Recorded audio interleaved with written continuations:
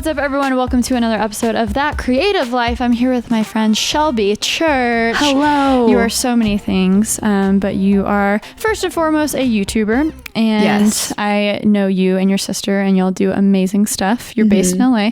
And I'll let you kind of intro your channel a little bit. And then I have so many questions for you because I've actually been wanting to talk to you for a while about everything you're doing because it's amazing. Cool. Great. So my channel is, I would call it some tech now, but mostly lifestyle. I do like Tesla videos, what it's like living in LA. So like price points, like house tours, stuff like that. And whatever I kind of find interesting and can make like a documentary style video about, I'll do that. So it gets a little random, but I feel like people are into it. I love it because both you and your sister, I feel like, started in the beauty space, right? Yeah. And it's one of those things where I think a lot of people have misconceptions about people in that space. So when I met y'all and then I started seeing the videos you make, they are so good. They are so well done. Every time I watch your video, I'm like, oh, it took her more than just a couple hours to edit that. For sure. Y'all out here trying. Definitely. And it's been fun to see. I think transparent stuff has been winning on YouTube. You know, some videos that you've made recently is how much I earned on this video that got 1 million views. That one blew up. I was like, it has over 4 million views now. Yeah. When I was uploading, I was like, it'll probably get like 100,000. That'd be chill. And like after the first day, I could tell, I was like, whoa, people really like this. And how long have you been doing YouTube? Since I was 14, technically. So like 10 years. 10 years now. And so I'm sure your channel has evolved many times over. Many. Let's talk about this recent transition that you did, because I feel like maybe 2 years ago, you were uploading stuff that it was like normal for you, and you were getting like average views of probably like 20K or something, right? Yeah. And then something happened recently. You can bring me through basically the evolution of YouTube recently. Yeah. For a while, I would just do like beauty, lifestyle, like DIY videos and stuff. And those would get like 100,000 usually. And I got really bored of them. And I think YouTube, like they weren't doing as well either. So I was like, I got to switch it up. But I didn't know what to make videos about at all, because I think I just went so deep into that. I lost like my creative, like what I even, anything else. I was like kind of afraid to make videos about anything else, because I was like, will it do as well? It will. Better actually. And they're more fun to make. And so, well, yeah, because excuse me, I probably mistalked, but it was the trial period where I feel like you were in between, where we can all be real here. There's times where views go down, same with mine, where you freak out and you're like, what's going on? But a lot of times that's when you're experimenting with new types of content, and ultimately it led to your channel doing even better. Yeah, I think it was the best thing for it to kind of it started doing worse for a while, and it made me like really reevaluate what kind of videos am I making, really, like, do I even like these anymore? And now I actually like the videos I make, and I'm not like embarrassed to show someone I meet. Like that used to be a thing when I did like DIY and stuff. People would be like, that's so cool, you have so many followers, and I'd be like, yeah, but don't watch. But now I'm like, no, like I actually am proud of them. Yeah. Like, I mean, that's so cool. And it's proof that sometimes you just got to change it up, and it doesn't matter what the numbers say, because ultimately if that lands you on something that you actually enjoy doing, you're gonna, everything will add up eventually, because you can sustain it if you like it, right? Yeah, I have a good example of that actually. I really wanted to make these videos about founders of companies, like female founders of companies. Which, obsessed, get it. Yeah, so the first one I made was that one that I premiered at Buffer Festival last year, and at first I didn't really do that well on my channel. It probably got like 10,000 views and just stayed at that for a while. And now that one's, I think, at 100,000. The second one I did, same thing. I just really wanted to make it. I had to fly to New York and like pay for the hotel and flight myself. I didn't really care. I was like, it'll be a cool video. Like, it's fine. It could not even do well, but like, I'll like it. And it really didn't do that well. And I was kind of disappointed, because I was like, oh, now I probably can't justify making more of these. And tell me a little bit about like, who was the founder? Who were you interviewing? The second one I did, the one that's really gotten a lot of views, is the founder of Scentbird. So they've worked with a ton of YouTubers, and I saw a video that was on like the Y Combinator YouTube channel of like just her talking at an event, and I was so impressed. I was like, whoa, this is really cool. And they reached out to me to do like a brand deal or something, and I was like, actually, can I just make a video about your company, like just how I want to make it? And surprisingly, she was like, yeah, because it kind of is a big ask to like, it interrupts their day to like, especially if someone's a CEO. You think, oh, they probably have really better things to do. But it's usually those videos where, because I'm doing the same thing right now with Leica, where they reached out to me because they saw like a video I made of my old grandpa's film cameras, and they're being really cheap, and it seems like I'm gonna have to put a lot of the expenses on me. So great. Just being real. However, they're offering access, and I know that will make a fantastic video. And even though we're so used to getting paid for a lot of brand work, if the story's good, and maybe in the beginning it doesn't get a lot of views, but I say a lot of times it's not about how many people watch your stuff, but if the right people watch your stuff, and that can lead to so many things. But ultimately, that's great that it caught steam in the algorithm. It did. Now it's at probably like 600,000 views. And also did not expect this at all, because this is before I was doing more like research into like how YouTube CPMs work and all that. The CPM of it was like $10. So that was like over doubled my other videos. So it's like it weirdly paid off that I just kind of followed what I wanted to do, which doesn't always work out, but like I feel like a lot of times it does. Yeah. And that's the thing with YouTube. You will have videos that will bomb. You will have videos that might go viral. So you might as well try to do stuff that you like. I feel that.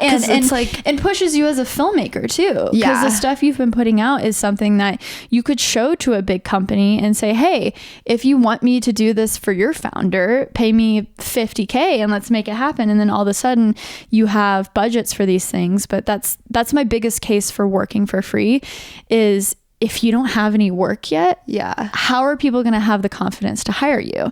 So putting yourself out there like you've been doing for these videos, and ultimately they've been leading to views. They've been leading to more opportunity.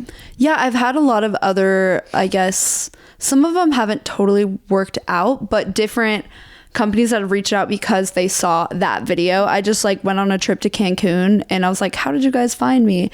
And it was from that video. Oh, that's cool. Yeah. That's awesome. Yeah. So what kind of stuff now when Monica Church, my studio audience for this podcast. Thank you, Monica. Thank you. The podcast is going great so far. We have a podcast with her that I'll link in the description below as well. And then one day we'll have to do a second round where we both get you on a podcast. That would be fun. But thanks for being our studio audience on the super noisy couches that we're on. Woo! So let's talk about some of the videos you've been doing recently. It's been interesting to see this wave of like Tesla content. I love it though. I thought I was going to do just one video when I got it. Yeah. But they've been doing so well, and I keep having more ideas, and people really like it. People go on my Instagram and they're like, we want more Tesla videos. They're like, Reddit wants more. I was like, I don't. Reddit wants more. Oh, that's kind of scary. Reddit's like this black void on the internet. Yeah, I've never really like dove into that. I'm like scared to. That's good if Reddit's on your side though. Okay. That's a good, because usually it's bad. It's bad That's stuff. What I've heard. I feel like it's just like... That's a scary place. Yeah. So it sounds like you're also into the analytics of things, right? Yeah. You pay attention. So what have you learned over the past, 6 months of really your channel? Because do you have over 1 million subscribers? Because even you would think if you have subs, that means you're guaranteed views. But that's not the case. Yeah, definitely. So what have you learned by kind of stepping back and paying attention more to thumbnails and titles and telling a story? Yeah. I mean, I've always thought if your thumbnail and title isn't good, it's like you might as well not upload the video because it's just not going to do well. But I feel like sometimes mine still aren't, but I'll like take a risk on the title, but I feel like the thumbnail still needs to be really good. Yeah. Like the title might not be really like SEO optimized, mine, but if they're interesting, like the one I uploaded today, I made it more of like mysterious. Sometimes it'll be like, oh, what's happening? Yeah. Like, well, I wanna go on your channel and read some through some of your titles, because what's interesting is usually I try to think, oh, the shorter the better. But you have these kind of conversational titles where I've never thought about it like that. Wait, I'll look at that. It starts a thought, and then you get curious. And because what $5,000 per month gets you in Los Angeles? Yeah, rather than like $5,000 apartment tour. Because sometimes I'm scared to put more words in front of, like keywords. Yeah. But I mean, they really do well. Like I tried $600 smart glasses for a week. Boom. Mm-hmm. I tried every rooftop bar in LA, so you don't have to. Yeah. And then I missed a couple of them. And then the one that really popped off, this is how much YouTube paid me for my 1 million viewed video, not clickbait. I guess that is long. Is a long ass title. Yeah. But oh my gosh, it did so well. And woo! So really, I mean, looking at your channel and a few other people's has really got me thinking differently about titles, to be honest. Yeah. I think ones that just spark a thought where you're like, wait, what? Right. And then you want to click on it. Yeah. So what are some other strategies that, even if subconsciously you're doing them, what are some things that really stand out through some of the videos you're posting that have gotten traction? Yeah, now that I'm looking at it, a lot of my thumbnails have arrows pointing to something. I feel like you need to like draw their eye to something, like this top 10 features you didn't know about the Tesla Model 3. Mm-hmm. I mean, some of those, you did know, like the seats go down in the back. A lot of people are like, every car does that, but I'm like, whatever. The title is better than just top 10 features of it. Features you didn't know. You're like, what do I not know about it? And then this thumbnail, I had to leave on a trip and go to the airport, but I was like, I have to set up this bed in the back of the car. So people are like, what? Like it was worth it. Yeah. It's worth the extra effort for the thumbnail to like go have a little like separate photo shoot if you need to for it. This one, I literally did that today. Wow. It's like me, I photoshopped in that Amazon box because I didn't have one here. And what's the title of that? This one is called People Are Becoming Millionaires from Amazon ... This is how. Oh, that's a good title. Man, you are channeling, I feel like, what a lot of like bloggers, like what their titles would be like 10 years ago. And truthfully, you don't see a lot of that on YouTube, but I think you're on to something here, Shelby. Yeah, okay, sweet. You really are. So what is your most recent video about? This one I posted today is about, I don't know if you've heard about this whole Amazon FBA thing. Tell me. It's like there's a whole community on YouTube. Basically, people make a ton of money. Is it drop shipping Yeah, stuff? basically. Okay. It's like they don't ever touch the product. They buy it on Alibaba or AliExpress or whatever. Mm-hmm. It gets shipped to an Amazon warehouse. Amazon fulfills the order. They do have to do some work along the way, but it's like compared to so many other things, people make so much money doing it. And it had me thinking so differently about Amazon because for so long I was like, Amazon sources all these products. Like Amazon, they recommend this, but really it's like Amazon doesn't really know what it is.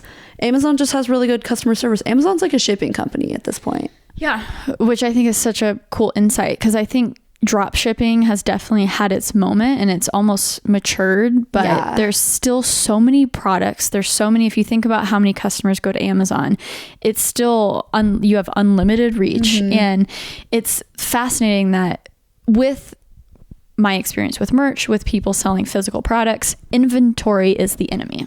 Mm-hmm. And that's what I think drop shipping has eliminated is, you don't send this person this thing until they've ordered it. But they're getting it from Amazon.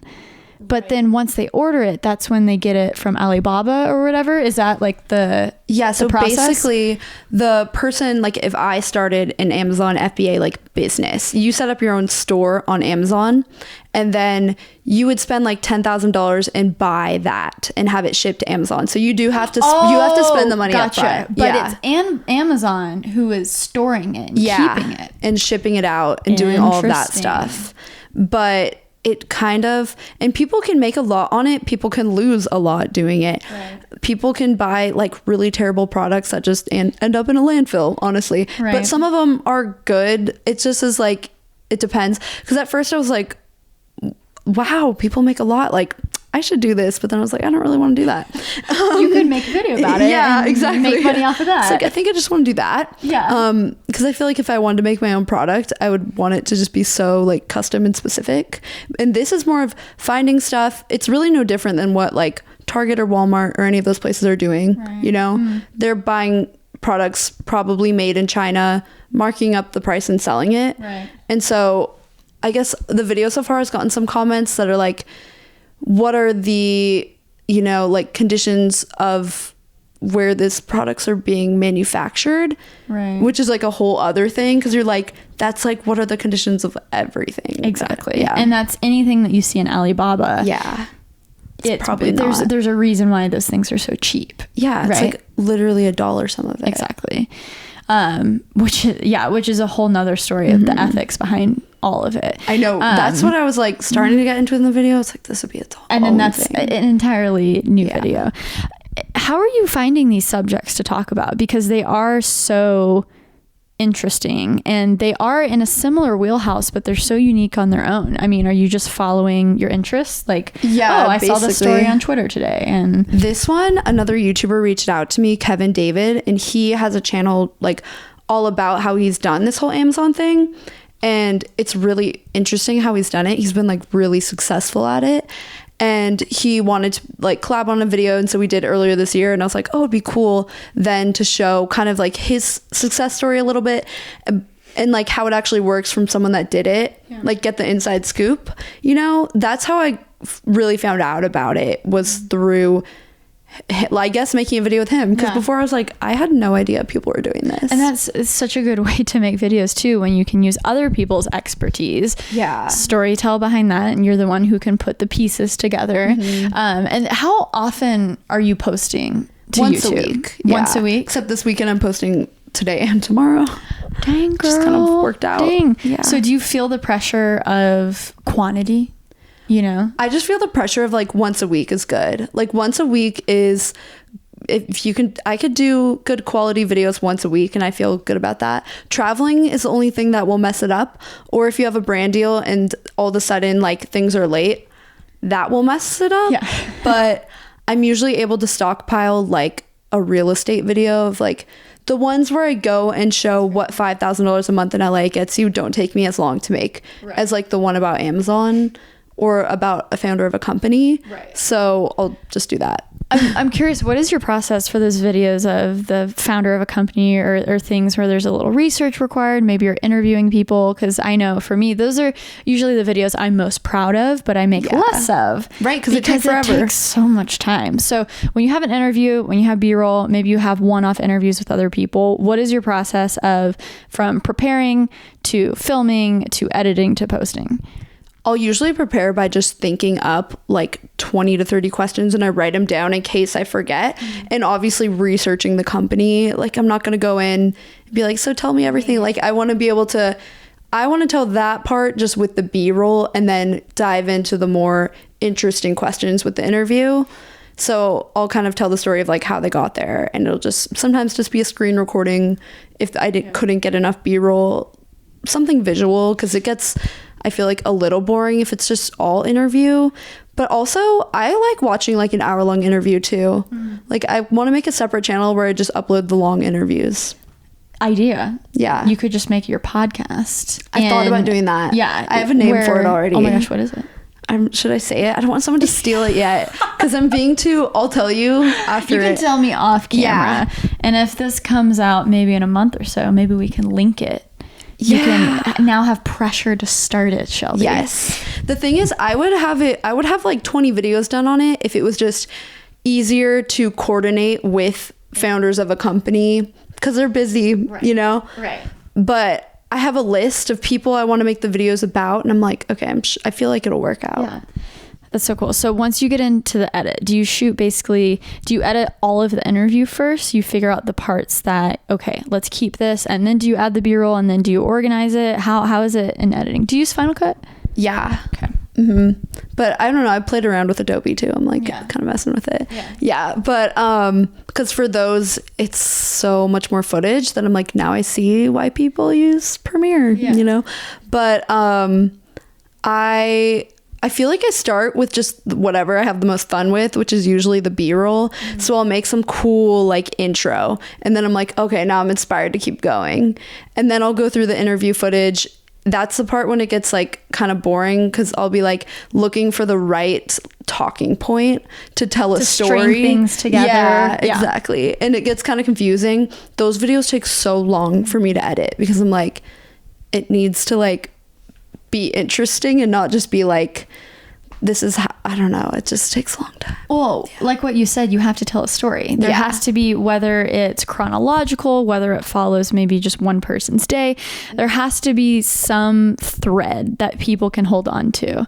And because I think where people mess up, and you know, because I've personally watched so many of your videos, they stay intriguing because you are telling a story. There's a beginning, middle, and end. And I think that's, people get overwhelmed with interview footage, and they'll basically just plop down the interview, plop down some B-roll, and think that they have this amazing video, but it's going to be hella boring because there's no, you know, there's no catch. There's no, oh, I'm going to keep watching this because I have to figure out how they got from point A to point B. Yeah. I've found also it helps if I'm doing a founder of a company, I'll just ask to interview there's always co-founders. And so if you can splice together everyone telling it, it's more interesting than just one person talking about it, because I'll tell it a bit differently.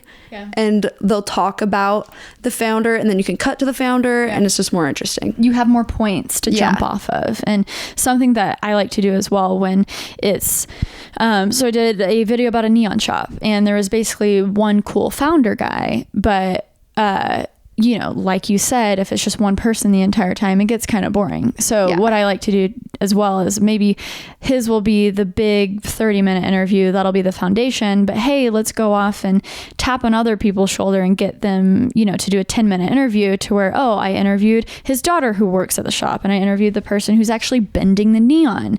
So you can use that one interview as the foundation. And whenever they go off and say something interesting, you can be, oh, his daughter said something about this, we can put that in, and it keeps the story moving. Yeah, definitely. And for B-roll, I almost just follow a standard, like, let's film a day in their life, and that you get ideas from there. But sometimes a day in their life is not cool visually, you know, it's like on their computer, but then it's like, how do we get a meeting, different shots of being on the computer? Or like, you have to, like, because their actual day in the life is so different every day. And so like sampling different days. So like, let's have a meeting, like an actual meeting, but let you get some or get the shots that you need, kind of thing.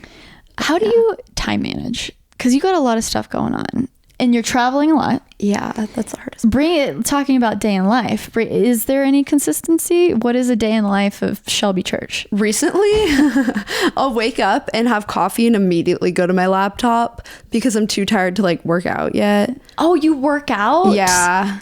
Okay. Well, you're already, yes, thank you, our audience. Yeah, working out. Man, so you're already a step ahead of me. Okay. So how often do you work out? I try to just every weekday, even if it's just something in my room for like 30 minutes, like looking up on Pinterest, like just, you know, or like going on a run. It's harder in New York. That's your excuse. My walking around and rushing to meetings, like, I'm just sitting in a car. You don't walk, you literally like sprint walk in New York. So that's my workout. You have that. Yeah. Like I walk from my room to my car and then to places. Exactly. So how often, like, how many days are you filming? How many days are you editing?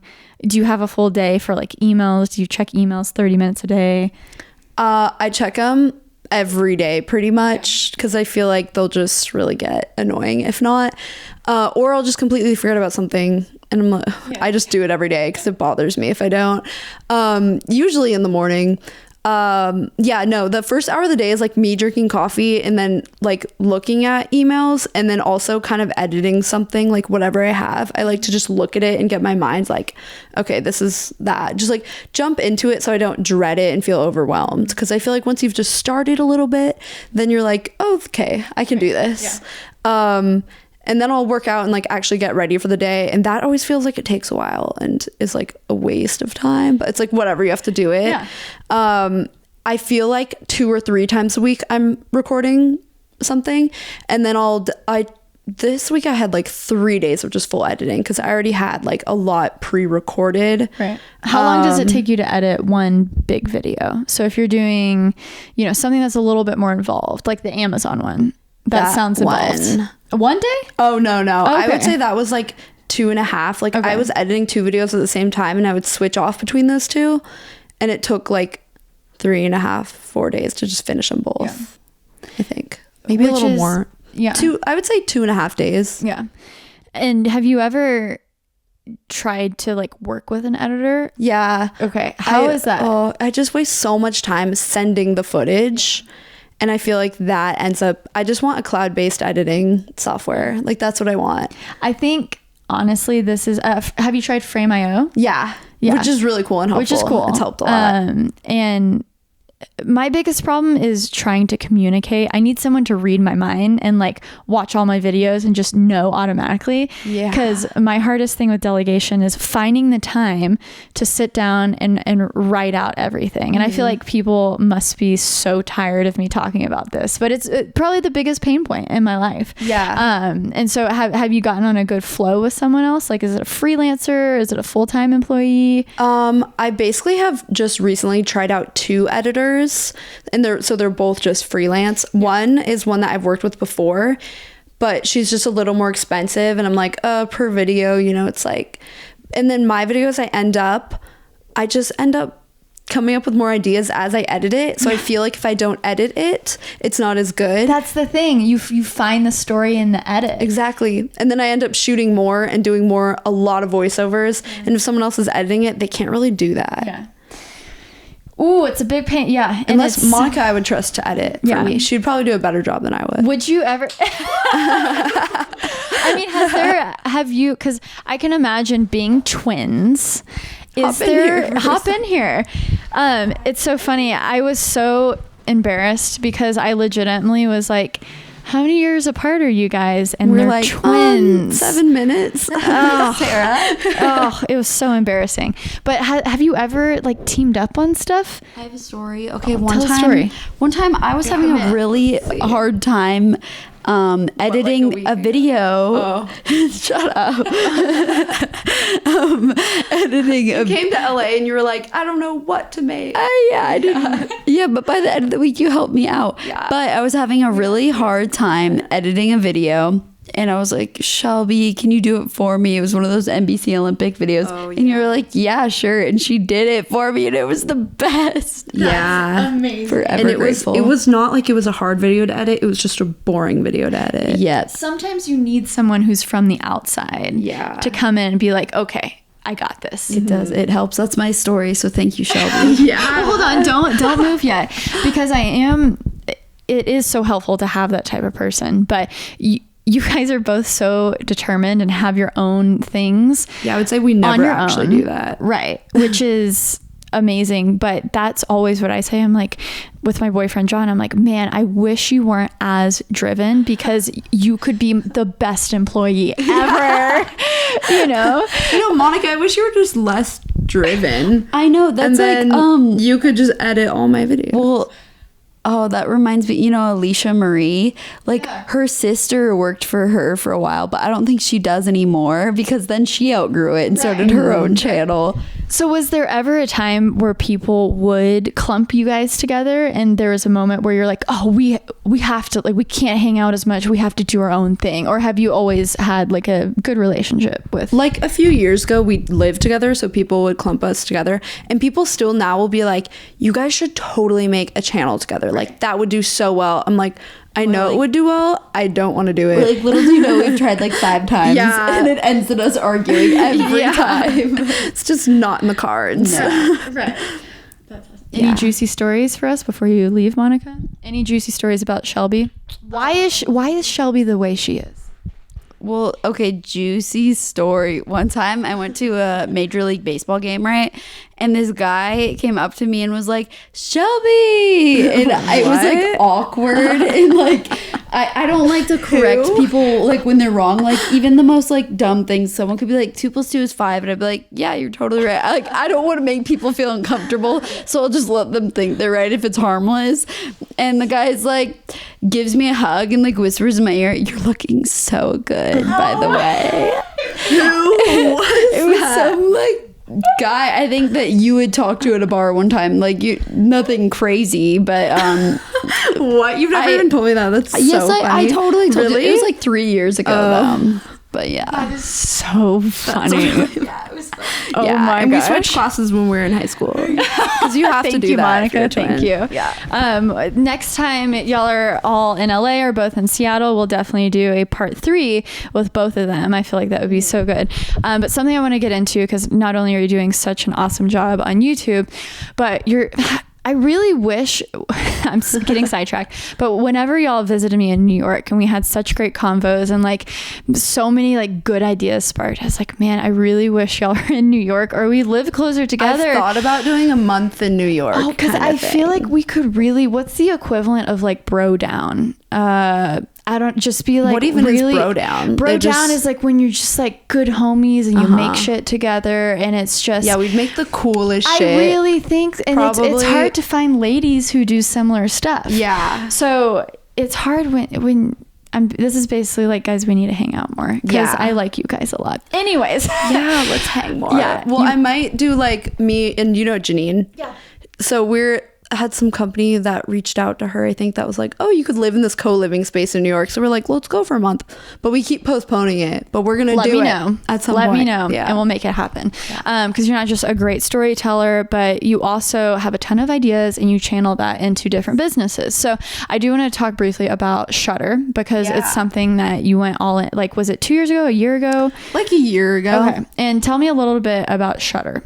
Yeah, so the idea, what it is a website where you can find freelance photographers, videographers, editors. Because as a YouTuber, I just remember one summer I was visiting my family in Seattle, and I was like, Monica was busy or something, and I was like, how do I find someone to help me with this video? Like, my friends, it doesn't turn out good. The camera's like shaky, like it just doesn't end up as good content. Craigslist seemed sketchy, like, come on, I'm not gonna do that. Like, it just seemed like there should be an app for it, like Uber, but like find me a videographer or something. Yeah. So I just had the idea for a while and did nothing about it for a long time, honestly. Yeah. And then like when I originally had the idea, it was probably like 3 years ago. And then I ended up working with another YouTuber on it. So we made it a website, and there's over 1,000 freelancers on it. It's mostly photographers, but there's videographers too. And I think it could be cool as an app, because the problem with it right now is people will get a message but they get an email that they got a message, and they'll kind of forget, and then they'll kind of take it off the website, So I'm like not a software engineer, but hit me up if you are. There you go. Yeah. And because it already has legs. And I think it's one of those things where so many people try to come up with a business idea, but they can't find customers. And you already have the attention. You already have everything you need, but maybe it's like, you need more of like a software developer person to that can make it a good app. Because I have a lot of ideas for it too, where you could have, let's say, your editing style and your fonts, and connect your Spotify and your Epidemic Sound or whatever, and save your favorite music. And so you can hire any editor, like if yours gets too busy, and then they can go in. And I'm just saying this stuff because if someone wants to steal the idea and make it better than me, like, go ahead. But Shelby, I love it. You're putting it out in the world, because I just want it to be a thing. We got a lot of doers out there in the audience of that creative life. So guys, hit her up on Twitter or Instagram. Yeah, hit me up if you're into this idea. Yeah, because go to shutter.com, right? Yeah, without the E. Yeah. And that's like the token startup thing to do. Just drop a vowel and you can find the URL. It's just because it's so expensive for shutter.com. How much was Shutter even without the E? Without the E? Oh, this guy. I'm sure it was kind of pricey. Someone had it, and we found his LinkedIn. He clearly hadn't been using it for a couple of years. He was like this Canadian photographer. And so me and my friend like LinkedIn messaged him, and we're like, hey, will you sell it to us? And he was like, yeah, for like $2,000. And we're like, oh, sorry. Like we'll think of a different name. It's fine. And then he was like, wait, like how much were you thinking? And I was like, 200. Did you go for it? Yeah. No way. Yeah, so it's $200. That's proof to just like go for it. Yeah.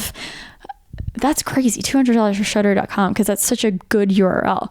But yeah, it's already a thing. Hit her up, guys, because I feel like it could be a huge thing. And that's what we were talking about earlier. I feel like that's a problem that Airbnb would have where, people would go maybe book an Airbnb for the first time, but if they like the person and they meet the person, you could just get their phone number and book it directly. So it's almost like Shutter has to provide more infrastructure. Yeah, like more value. It has to provide more value for people to stay on. And I think you're right. Like having an app, having a built-in messaging in the app could be huge. Yeah. Tools that would just make it so you're like, this is easier. Because even I think if you take it off, I think it is a little bit awkward sometimes with the payment when you're paying a freelancer, because maybe they're like, don't want to do like direct deposit or don't know how or whatever it is. Well, or, do you have PayPal built in? Yeah. Okay, because you would think just having that infrastructure would make it good. Like you could almost have like a built-in insurance or something. Yeah. A lot of people don't like PayPal at Realist because it takes a fee sometimes. Well, you could do the family friend option. Yeah. I'll look into that. Yeah. Yeah. So how much of your time are you spending on that? Not as much anymore. Like I've been so much more into my channel, but I feel like I just got really busy with my channel and was like, I mean, this is the thing that's always made me a living. Right. So at a certain point, I think Shutter has potential though, I should probably get back into it. I mean, like truthfully, because it's such a big pain point for creators, even us talking about it. I'm remembering now too, I made these stickers that I need to, because I just was like, okay, this is like free marketing. I could just plaster them everywhere. Oh my god, being somewhere here, we're at the Sony camera camp. There's like 60 YouTubers. Oh my god, I'm gonna put them on the tables. You should be shouting from the rooftop about like this. Shutter. Yeah, Shutter.com. Yeah. So the sticker just says, no Instagram boyfriend, no problem. Find photographers and videographers at shutter.com.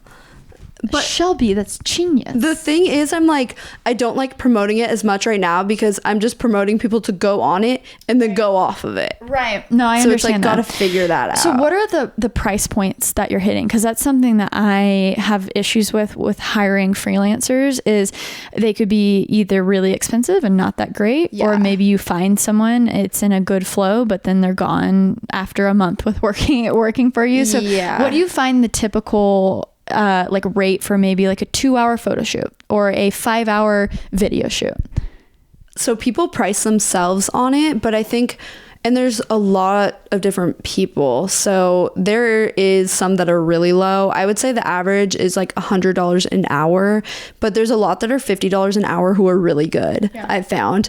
And then there are some who are like $200 or $300, and I'm like, that is way too high because even $100 an hour, it's a lot. I'm what like, if you need to shoot for like, have you ever been a Shutter photographer, videographer? Because that's like good money. I did a Shutter photo shoot like a month ago, and it was so fun. It was like in 3rd Street Promenade. Awesome. This girl, Michelle, she had a blog, and so we like, it was photos for her blog, and then I vlogged with her and like shouted out her vlog, or no, her blog. Yeah. It was fun. The photos turned out really cool. They were fun to talk to. Okay, now this is becoming a little jam sesh, but I feel like what would be a really good idea is if you did some sort of like affiliates where if you recommended people from Shutter and you follow through like with the payment, like you could get kickbacks, like with affiliate. So it would like the photographers and videographers would be the people who would get the affiliate money because that would encourage them to stay on your platform because they could get an extra $20 per shoot from Shutter for like using their link or being like they would be encouraged then to be like, hey guys, I'm doing photo shoots this weekend. Here's my Shutter link, and then do it through there. I've had some people, I'm always like so honored. They'll put like use Shutter photographer in their Instagram bio. I'm like, oh my god, they think it's a cool thing. So I need to get back. Yes, thank you for the applause. You know what's something that I've noticed about both you and your sister? What? Y'all underplay your stuff so much. Like you guys don't realize you how just called yourself the worst is like playing into that. No, I mean you guys don't realize how talented you are, how the stuff you have going on is big time. It's like stuff that people would dream about. Thanks for helping me realize this. I mean, seriously, I'm like, let's make Shutter the next big thing, Shelby. Let's do it. Because your YouTube channel's popping. Monica's channel is popping. Y'all are good. We know, between us three, we know like all the YouTubers, I feel like. So it's like getting the word out there. Right. Just making the product better. Right. That's like key. Yeah. Which you're gonna get there. Okay. So wrapping things up, what's some advice for people out there who they want to start something, whether it's a YouTube channel, whether it's a business? You have been in this game for 10 years, more than most people. And it's deceiving because you're still so young. Yeah. So I'm sure when people see you, they might underestimate you, but you got some knowledge. What's the biggest nugget that you can give to people out there who just want to start something? Because obviously it's taken time to get to where you are. The thing that's helped me the most this year, I saw an article that said the founder of Instagram followed this rule where if he didn't want to do something, like was intimidated by it or afraid of it or like just was dreading it, he would force himself to do it for just 5 minutes. Because then after 5 minutes, you're like, this is not that bad. And you like do it. And so I was like, okay, interesting. Tried it out. And I feel like I'm so much more productive. Like I stop avoiding things I hate, like taxes and whatever. I just do it before I even get the chance to dread it. Or if I'm like nervous to reach out to maybe a founder of a company, because I'm like, they're not going to want to be in a video. I'm just like type out the email. Like just do that. And then you're thinking, oh, I could send like 5 of these, Right. It's just starting. Yeah, honestly, just starting. I think people like psych themselves out. And I think I used to do that more, but you just feel so good when you just do things. Yeah. And the best advice I got was there's different variations of this, but they basically say if it's a task that you can get done in 2 minutes or less, you can change it to 5 minutes or less. Just do it. Yeah. Just do it. Right? Totally. Do you use any like productivity apps or anything? Not really apps right now, I don't think, but I always set timers. If I'm editing a video, I'll set a 25-minute timer where like I'm like airplane mode, like no one can contact me, and I just go into my office room, and then I'll have a 5-minute break because I'll like want to get coffee or whatever. Like there's just always, but usually the 5-minute break is shorter than that. But like psychologically, knowing there's a built-in break helps you for the 25 minutes actually focus and not get distracted. Right. Because when you're working for yourself, like, one text leads to you going on Twitter, to going on Instagram, and an email. So true. And then you're like, what did I get done today? So true. So I have to do that, and I get so much more done. Well, I'm curious because my thing is I will get sucked into just YouTube videos. I am definitely a consumer of what I produce, which can be good in doses. I am too. But I go down a rabbit hole. So what is your rabbit hole? Is it Netflix? Is it YouTube? It's definitely YouTube. Okay. Like Netflix, my roommates will try and watch, and I get so bored. And then I just like go watch YouTube videos. Yeah. What are the channels you're watching? I really like Matt Diavella. You know that guy? He was just on this podcast. Yeah, his videos are really good. Shout out. They're really well made. You could do a collab with him. I need to connect you guys. I'd be so down. Yeah. His videos are just like, they're beautiful looking. Yeah. I'm like, they're cool. Who else? I will always watch just the channels like Vox and stuff that aren't even people, but sort of like news channels. They have really cool editing. Stuff. Refinery 29, stuff like that. They have really cool ideas. I like watching a lot of the finance YouTuber, real estate people too. Yeah. They're just interesting. Yeah. I mean, I won't say it on this podcast because in your own time, y'all are going to share some news, but are you into, because I'm a sucker of the whole like, oh, I want to buy an apartment building one day, so it's like passive income, blah blah blah. Like I watch the Graham Stephan and stuff like that. No, like, Graham. Do you? Yeah. Graham is awesome. Graham convinced me to buy a Tesla. There you go. So I mean, what are your big dreams? So you make the YouTube money, and of course keep doing the videos, keep doing that stuff because it obviously brings in a certain income. But I feel like there's a wall when you're not hiring people. It's like a lifestyle business. Maybe you make $1 million a year, but like that's the goal. I feel like you can't get past that because you can only make so many videos. You can only hire so many people because it's your personal taste. Yeah. So what do you see that as the big next thing? I see it. I have another app idea. I always have ideas for like apps and stuff like that. So I have one that I'll tell you about after we're done recording too. And then also Shuttered, like that kind of thing. I'm like, yeah, dang, if I go back into that, like I would love something like that where it's not YouTube, but it's kind of related to it. It's like a different sort of business. But hey. Louie's gonna be the next guest. Oh yeah. But yeah, so just other businesses, other apps. But I mean, I watch those YouTube channels where people flip houses. I'm like, that looks fun. I want to make a separate channel where I buy a house in LA and I like renovate it. Y'all could totally do that. Yeah. Heck yeah. This whole time I've been Googling prefab homes. So they sell them on Alibaba For like $10,000. They sell prefab homes on Alibaba? Yeah. We're talking about flipping homes and stuff. That's something Louie could talk about. Yeah. What the heck? I had no idea. No, it's in my video if you watch it.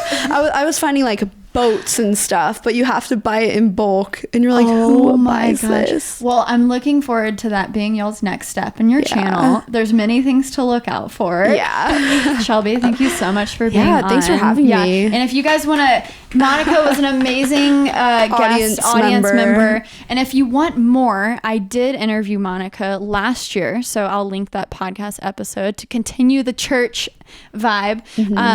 These ladies are just so smart. Check them out. Links in the description below. Thanks. She's hyping us up so much. I'm just such a fan of you guys. Make amazing videos. Shutter.com. Check it out. Without the E. Without the E. Shutter without the E. And make sure to subscribe wherever you listen to podcasts, guys. Spotify, to it. Apple Podcasts, Pocket Casts, all of the things. Every Monday, You're 8 a.m. in an Apple thing, right? In an Apple thing? Like an Apple promo video your podcast was? Yeah, if you guys didn't, so the promo for the new iPhone 11, my podcast was featured in that video. Did they tell you they were doing it? They didn't. You just saw Thank it? you, Monica. Did you see it? You paused like, what? Someone noticed on Twitter. Oh, of course. It was so surreal. So cool. That Creative Life fam, y'all are part of something special. Yeah. Because of these lovely people who are on. So until next time, I was doing so good. Until next time, guys, stay peach, keep creating, and check out Shelby Church. Okay, bye. Bye.